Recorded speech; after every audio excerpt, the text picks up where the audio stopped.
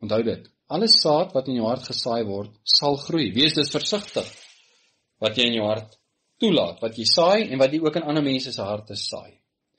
So hierdie was die begin van die goeie saad. Joshua gaan en hy saai goeie saad in mense se harte.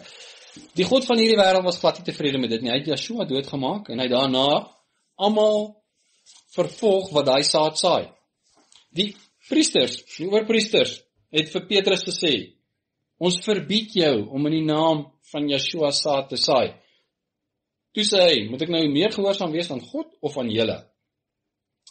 En daai geslag van Petrus, daai manne wat nie bang was nie, het ongelukkig verdwyn.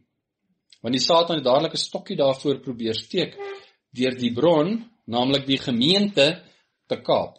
Joshua het 'n gemeente gehad, 'n gemeenskap van die heiliges, sy disippels. En sy disippels het met mense gepraat, en hulle het nader beweeg, 'n deel van die gemeente geword, wat die samekoms van die heiliges is.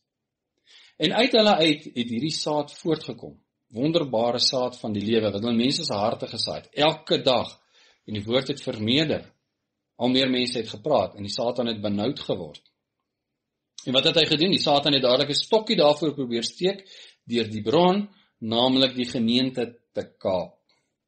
Hy was suksesvol, deur dit in 'n kerkorganisasie te verander, wat maklik is om te beïnvloed, en die saad te beïnvloed en te verander na saad van leuns. En dit het hy gedoen.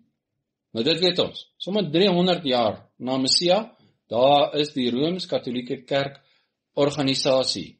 En wat se saad saai hulle?